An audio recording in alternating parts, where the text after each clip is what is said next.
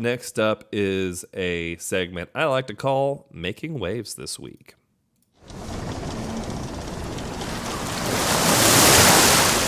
From Hollywood headlines to indie upsets, here's what's making waves this week. No, but for real, like, what is making waves this week? Oh, yeah. Lots of waves. Tariffs. I figured everyone would benefit if we talked just a little bit about the impact of tariffs on the film industry right now. There's a lot of uncertainty, not just in film, everywhere, right? Tariffs are there, they're not there, they're high, they're low, they're high, they're low, they're there, they're not there, they're going, they're paused, they're coming. Not necessarily here to talk about the politics side of it.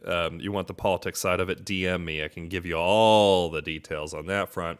But we'll just do two. So, look, all that up and down. There's a story in Rap Pro. Trump tariffs are creating a lot of wait and see uncertainty for advisors. AMC networks exec says that's really kind of the crux of all of this, right? Is nobody knows, and until the dust settles on these decisions and whether or not they're going to be there or not be there or be there or not be there, you kind of just have to wait and see. I will say there are a lot of places where the cost of production is impacted by tariffs, right? We've already seen a bunch of turmoil in camera production. We've seen, Sony delaying releases, Fujifilm delaying releases, access to film cameras, but access to the tech that backs these things, the cost of transferring IP back and forth from countries, cost of travel to countries, cost of demand for travel to countries. All of these things are impacted by tariffs, but we just don't know how impacted it will be until later on. We were just talking about China being a great place that consumes American films. One of the things that we're probably looking at is that China will either, as this story says, moderately reduce U.S. film imports, or just straight up stop importing American films, or build a culture around pirating American films. That remains to be seen, but it's very likely that tariffs will continue to impact films that, whether or not it has already impacted, there are a lot of ways that this can impact a film. This story by the Hollywood Reporter. Here are the ways in which tariffs, markets, and a possible recession could impact Hollywood.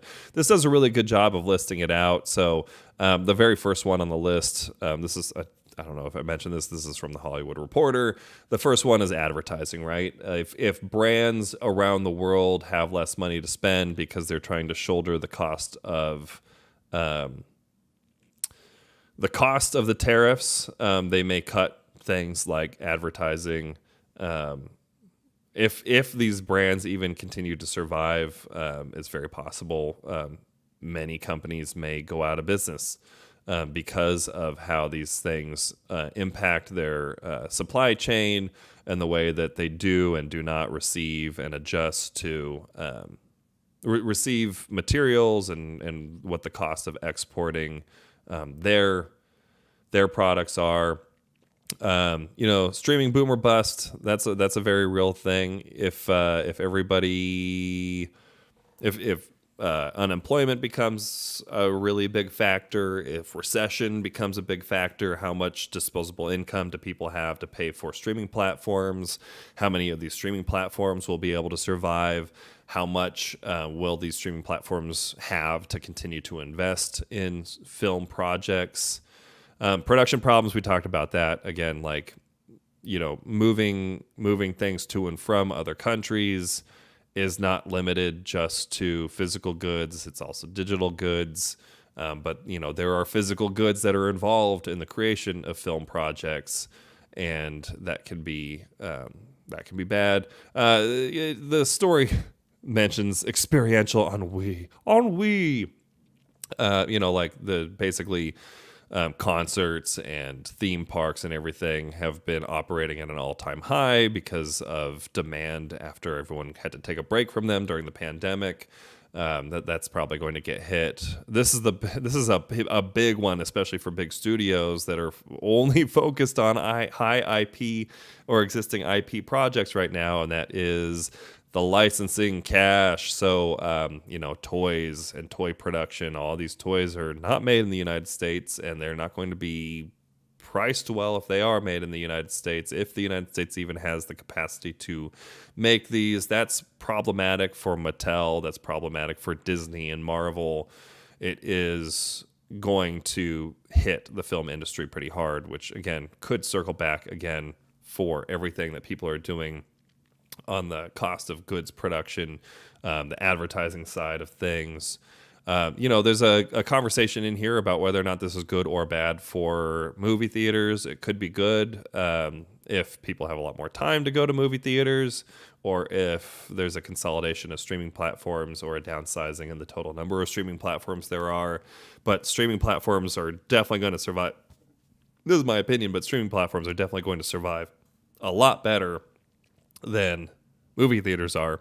Movie theaters also have the cost of overhead, the cost of rent, the cost of buying the films, the cost of buying popcorn, the cost of buying the popcorn containers and candy and all of that. All of those things are going to go up in price. There is an interesting note here. The 2008 crash only saw box office fall by 0.3%. While in 2009, it rose by 10% and saw very slight declines in 2010 and 2011. .com crash in 2000 had no discernible impact. I don't think that we're at the same place in the market as we were during the .com bust or the 2008 crash, because that was when theaters were still on the rise. That was pre-streaming. This is post-streaming. It's going to be a different story. It's hard to predict, but we're going to have to see. Physical media pessimism, that's a real thing. Cost of devices, withholding the releases of devices, less money to invest in film projects, all of this. So all of this is going to be just a fact. This is the future of streaming for all of us. This is the future of tariffs for all of us.